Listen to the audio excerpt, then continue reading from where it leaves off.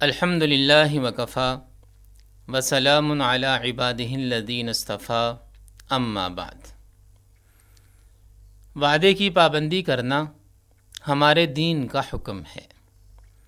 ایک انسان اس وقت تک کامل مسلمان نہیں ہو سکتا جب تک دوسروں سے کیے ہوئے وعدوں کو پورا نہ کرے۔ اللہ تعالیٰ نے قرآن مجید میں وعدہ پورا کرنے کی بہت تاکید فرمائی ہے۔ ارشاد باری تعالیٰ ہے، اور عہد کو پورا کرو، بے شک عہد کے بارے میں پوچھا جائے گا۔ حضرت محمد صلی اللہ تعالیٰ علیہ وعلی آلہ و اصحابہ وسلم نے وعدہ پورا کرنے کی تاکید کرتے ہوئے فرمایا، لا دین لمن لا عہد لہ، جو وعدہ پورا نہیں کرتا اس کا کوئی دین نہیں ہے۔ حضور علیہ الصلاۃ والسلام نے وعدہ خلافی کرنے کو منافق کی نشانی قرار دیا اور فرمایا کہ منافق کی 3 علامتیں ہیں۔ جب بات کرے تو جھوٹ بولے، جب وعدہ کرے تو وعدے کی خلاف ورزی کرے، اور جب اس کے پاس کوئی امانت رکھوائی جائے تو اس میں خیانت کرے۔ حضور علیہ الصلاۃ والسلام کے اعلان نبوت سے پہلے کا واقعہ ہے کہ آپ کا کسی شخص کے ساتھ معاملہ ہوا اور آپس میں یہ طے ہوا کہ فلاں جگہ پر کل کو آپس میں ملاقات کریں گے۔ دن، جگہ اور وقت سب طے ہو گیا۔ جب وقت مقررہ آیا تو حضرت محمد صلی اللہ تعالی علیہ وسلم اس جگہ پر پہنچ گئے۔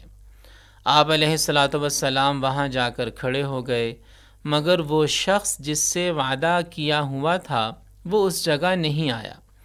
انتظار کرتے ہوئے کئی گھنٹے گزر گئے مگر وہ شخص نہیں آیا۔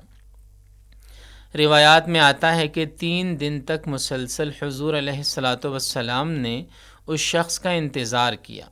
صرف ضرورت کے لیے گھر جاتے، پھر واپس اسی جگہ آ جاتے۔ 3 دن بعد جب وہ صاحب آئے تو حضور علیہ الصلاۃ والسلام نے صرف اتنا فرمایا کہ تم نے وعدے پر نہ آ کر مجھے تکلیف پہنچائی۔ حضور علیہ الصلاۃ والسلام کبھی کسی کے ساتھ وعدہ خلافی نہیں کرتے تھے، خواہ وہ آپ کا کھلا دشمن ہی کیوں نہ ہو۔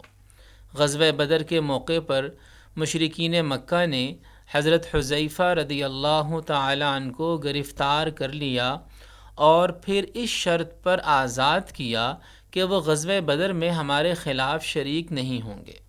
حضرت حذیفہ رضی اللہ تعالی عنہ نے آزاد ہونے کے لیے یہ وعدہ کر لیا۔ حضرت محمد صلی اللہ تعالی علیہ وسلم سے جب ملاقات ہوئی اور سارا واقعہ سنایا اور بدر میں ساتھ چلنے کا ارادہ بھی ظاہر کیا، لیکن حضور علیہ الصلاۃ والسلام نے انہیں غزوہ بدر میں شریک ہونے سے منع کر دیا اور فرمایا کہ چونکہ وہ مشرکین کے ساتھ وعدہ کر کے آئے ہیں اس لیے شریک نہیں ہوں گے۔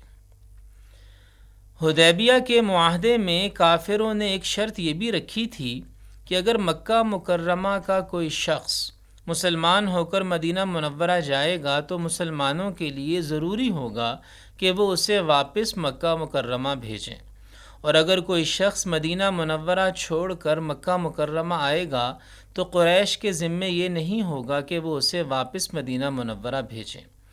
یہ شرط بھی مسلمانوں کے لیے بہت تکلیف دہ تھی، اور اس کی وجہ سے وہ یہ چاہتے تھے کہ ان شرائط کو قبول کرنے کے بجائے ان کافروں سے ابھی ایک فیصلہ کن معرکہ ہو جائے۔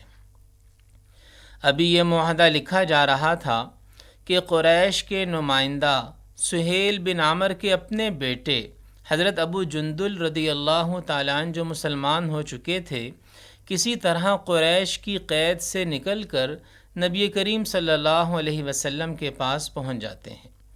سہیل نے انہیں دیکھ کر کہا، یہ پہلا شخص ہے جسے مسلمان واپس کرنے کے پابند ہوں گے۔ حضور صلی اللہ تعالی علیہ وسلم نے فرمایا کہ ابھی تو معاہدے پر دستخط بھی نہیں ہوئے۔ سہیل نے کہا، اگر اسے واپس نہ کیا گیا تو میں معاہدہ کیے بغیر واپس چلا جاؤں گا۔ نبی کریم صلی اللہ تعالی علیہ وسلم ہر حالت میں یہ معاہدہ کرنا چاہتے تھے، اس لیے آپ نے حضرت ابو جندل رضی اللہ تعالیٰ عنہ سے فرمایا، دیکھو اللہ تعالیٰ تمہارے لیے کوئی اور راستہ نکال دے گا، صبر کرو اور اس آزمائش کو باعث اجر و ثواب سمجھو۔ ہم نے قریش سے معاہدہ کر لیا ہے، اب ہم اپنے وعدے کو توڑ نہیں سکتے۔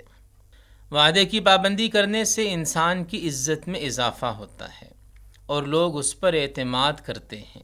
وعدہ پورا کرنے والا تاجر کبھی گھاٹے کا شکار نہیں ہوتا۔ انسان کو وعدہ سوچ سمجھ کر کرنا چاہیے تاکہ بعد میں وعدہ خلافی کی نوبت ہی نہ آئے۔ ہماری ہر ذمہ داری ایک وعدہ ہے۔ جب ہم ملازمت کرتے ہیں تو ہم ایک معاہدہ کرتے ہیں۔ جس ملک میں ہم زندگی گزارتے ہیں اس ملک کا شہری ہونے کی حیثیت سے ہم ایک معاہدہ کرتے ہیں کہ قانون کے مطابق زندگی گزاریں گے۔ جس طرح انفرادی وعدے کو پورا کرنا ضروری ہے، اسی طرح کسی ادارے، کسی کمپنی، کسی محکمے یا کسی ریاست کے ساتھ کیے گئے وعدے اور معاہدے کو بھی پورا کرنا ضروری ہے۔ اللہ پاک ہمیں دین کو سمجھ کر اس پر عمل کرنے کی توفیق عطا فرمائے۔ وآخر دعوانا ان الحمد للہ رب العالمین۔